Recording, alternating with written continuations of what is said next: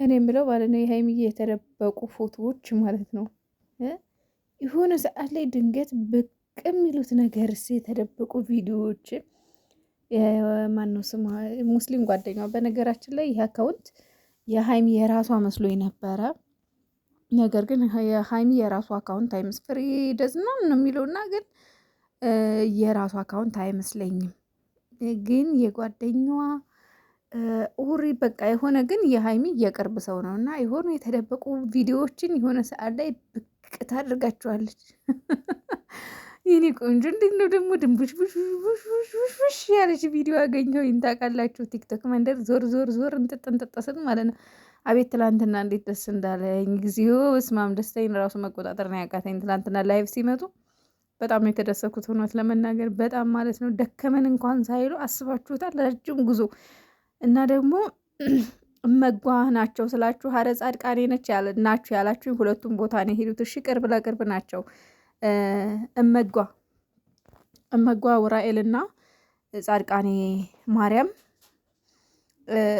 ያው ቢያንስ ከደብረ ብርሃን ወደዛ እስከ ደብረ ብርሃን መንገዳቸው አንድ ነው። ከደብረ ብርሃን ወደዛ ግን የተወሰነ ልዩነት ነው። እውነት ለመናገር እመጓ ውራኤል ያለበት ቦታ ሁሉም ያው ሸዋ ውስጥ ነው፣ ሰሜን ሸዋ ውስጥ ማለት ነው። ያላወቃችሁ ልንገራችሁ ብዬ ነው።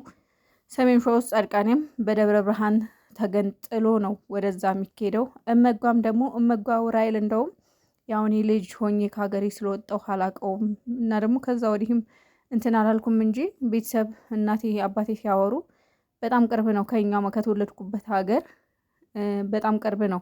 በእግር ነው የሚሄዱት ሁሉ ከኛ ጋር ማለት ነው። እና እመጓ ውራኤል አርባራ መድኃኔዓለም በነገራችን ላይ አርባራ መድኃኔዓለም ራሱ እጅግ በጣም ትልቅ ታሪካዊ ደብር ነው። ትልቅ ታሪካዊ ደብር ማለት ነው። እውነቴን ነው የምላችሁ። እንደው እድሉ ምናልባት ካገኛችሁት ሂዱ። በጣም በሚገርም ሸዋ ውስጥ በጣም በጣም ብዙ ብዙ ብዙ ታሪካዊ ትላልቅ ተአምር ያለበት ገዳማት አሉና በጣም ነው ደስ ያለኝ በነገራችን ላይ። እና ብዙዎቻችሁ ሀረ ጻድቃኔ ነው ምናምን ያላችሁኝ ሰዎች መጀመሪያ ጻድቃኔ ማርያም እዛው ቤቱ ድረስ በሯ ላይ ድረስ መኪና ይገባል።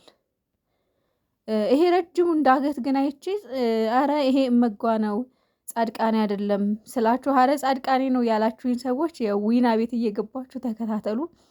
እኔ አንደኛ ሀገሩ አዲስ አይደለም ይሆናል አይደል የራሳችሁ የሆንም እንትን ሲሆን ያው ተወልጄ ያደኩበት ሰሜን ሸዋ ውስጥ ነው እና በተለይ እመጓ ቅርብ ነው ከኛ በጣም ቅርብ ማለት ነው። በጣም ጓሳም ይባላል። ጓሳን አልፋችሁ ነው እመጓ እንትን ደግሞ እኔ ደግሞ ተወልጄ ያደኩበት ጓሳው አጠገብ ከታች በኩል ነውና በጣም ቢያንስ በተወሰነ መልኩ አውቀዋለሁ ማለት እንደዚህ በፎቶ በቪዲዮ ምናምንና እንደ ጻድቃኔ ይሄ ጻድቃኔ ፎቶ ሳሳያችሁ ጻድቃኔን የሚያውቋት ያንን እንዳገት በጭራሽ ይሄ ጻድቃኔ አይደለም። የሆነ ነገር ታወቀኝ እመጓ ብዬ ፖስት አድርጌ ነበርና ኧረ እመጓ አይደለም ብላችሁኛል ብዙዎቻችሁ ማለት ነው።